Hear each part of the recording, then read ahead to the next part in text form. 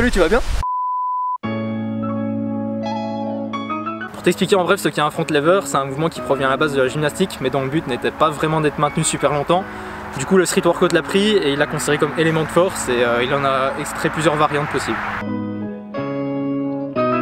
Alors avant de te lancer dans l'entraînement du front lever, tu dois retenir que c'est pas un mouvement fait pour les débutants et il faut que tu retiennes que la majorité de la force musculaire utilisée dans ce mouvement va venir des muscles du dos. Et ouais, tout ne vient pas des abdos comme tu pourrais le penser, et pour te donner un aperçu, le front lever ça représente environ 80% des muscles du dos. Donc voilà, maintenant qu'on sait que le dos est prioritaire dans le front lever, tu te doutes bien que plus tu seras bon en traction de base, plus tu seras bon en front lever. Et c'est pourquoi je te recommande au minimum 10 tractions.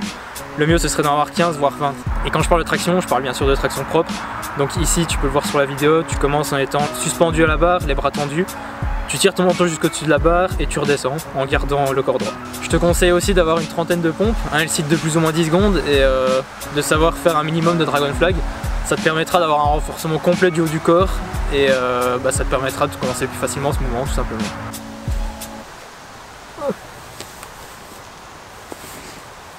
Oh, il fait froid quand même. Alors maintenant tu vas me dire, mais qu'est-ce qu'un bon front lever? Un bon front lever ça commence par un corps droit, totalement gainé, donc tes bras et tes jambes devront être totalement tendus. Au niveau des épaules, elles devront être baissées, donc là tu vois épaules hautes, épaules basses, elles doivent rester comme ça. Au niveau de ta scapula, tu devras faire une rétraction le plus possible, c'est-à-dire que tu ne devras pas être en protraction, ni en totale rétraction, car la rétraction totale pour un front lever est impossible. Tu vois, quand tu es comme ça, ton muscle grand dorsal, il est à peine engagé. Ce que je veux dire par faire une rétraction le plus possible, c'est que tu vas devoir forcer pour maintenir ta scapula dans une position neutre. Donc au final, tu seras comme ça quoi. Au niveau de la pente de tes pieds, c'est comme tu veux, mais je te conseille de la faire sur les mouvements qui te demandent d'avoir les jambes tendues, donc comme ici le front lever. Pourquoi? Parce que ça va te permettre une contraction totale de tes jambes et parfois ça peut aider si tu n'arrives pas à les garder tendues.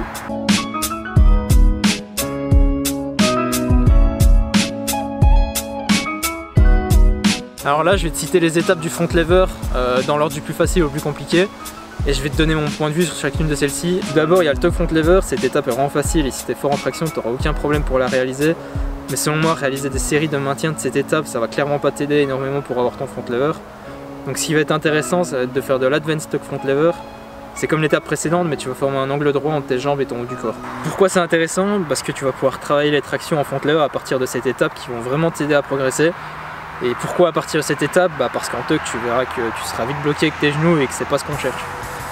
Et pour l'étape suivante, tu peux soit augmenter l'angle de l'advanced tuck front lever, ou soit te faire du one leg front lever qui est tout simplement un front lever avec une jambe tendue et l'autre groupée. Mais attention, si tu travailles en one leg front lever, il faut absolument que tu aies la même quantité de travail des deux jambes, sinon tu risques de créer des asymétries et ça, c'est vraiment pas bon du tout. Alors ensuite, tu as le straddle front lever, j'ai classé cette étape maintenant, mais j'aurais très bien pu te la citer avant, dans les autres étapes.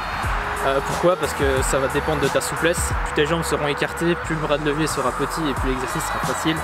Si tu veux passer par cette étape, fais-le, mais essaye de la classer toi-même selon tes capacités et ta souplesse.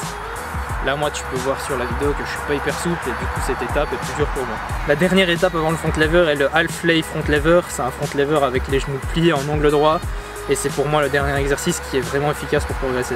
Donc voilà, je t'ai cité les étapes que moi je juge utiles pour apprendre le front lever. Bien sûr, t'en as d'autres, mais ce ne seront pas forcément celles-là qui vont être utiles pour t'apprendre à progresser. Avant de t'expliquer comment entraîner ton front lever, je vais te parler bien sûr des exercices complémentaires que tu devras incorporer à ta routine. Pour progresser en front lever, il faut bien sûr travailler la partie statique ou isométrique si tu préfères. Donc c'est la phase de maintien du mouvement, mais aussi travailler les parties concentriques et excentriques qui sont appelées en fait dynamiques. Donc c'est les parties où tu feras des montées ou des descentes. Dans ces exercices dynamiques, on retrouve le front lever press, c'est mon préféré, qui consiste à faire des répétitions de montée au-dessus de la parallèle et de redescendre dans la position du front lever.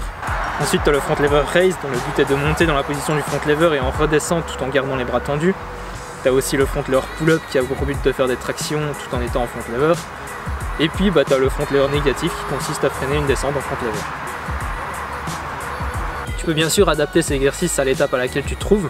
Donc par exemple si tu es à l'advanced tuck front lever, tu peux faire des front lever press, des front lever raise, des front lever pull-up, des front lever en négatif, etc. etc. Et bien sûr, tu as encore plein d'autres exercices comme ça, mais dans cette vidéo, on va se concentrer sur ceux-là. Ah oui, avant de t'expliquer comment entraîner ton front lever, je précise que tu peux utiliser une bande de résistance, que ce soit pour l'exercice dont je t'ai parlé ou le front lever en lui-même. Donc se familiariser avec une étape plus haute, c'est cool, mais ça peut également te servir à travailler une étape que tu n'as pas encore. Donc par exemple, si je suis au half lay front lever et que je veux travailler le front lever, avec une bande d'élastique, tu pourras. Maintenant qu'on a vu ce que c'était un bon front lever, les différentes étapes pour y arriver et les exercices dynamiques, comment entraîner ton front lever? Je commencerai à te dire qu'il faut l'entraîner 3-4 fois par semaine, tu peux faire moins, tu peux faire plus si tu t'en sens capable, mais fais bien attention à écouter ton corps. Ta routine devra être constituée d'un exercice isométrique, donc c'est-à-dire que peu importe l'étape à laquelle tu te trouves, tu devras faire des séries de maintien d'une position statique. Mais tu devras aussi incorporer des exercices dynamiques qui pourront t'aider à renforcer les muscles de ton dos ou ta force en général. Je t'affiche ici un exemple de routine de front lever que tu peux réaliser. Il faut bien prendre en compte que c'est un exemple et que tu devras ajuster les nombres de répétitions, les temps de repos et les exercices selon ton niveau. Tu dois absolument ne pas faire l'erreur de suivre la routine de quelqu'un d'autre à la lettre et de te dire que tu vas progresser parce que lui progresse avec ça.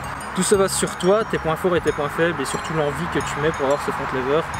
Si tu le veux vraiment, il n'y a aucune raison que tu l'aies pas. Voilà, c'est clair que si moi j'ai pu le faire, si ton pote a pu le faire, si n'importe qui a pu le faire, alors toi aussi tu peux.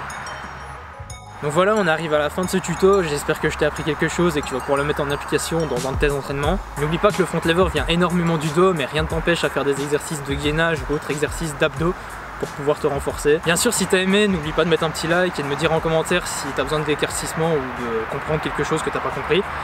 Et sur ce, moi je te souhaite un bon entraînement, salut!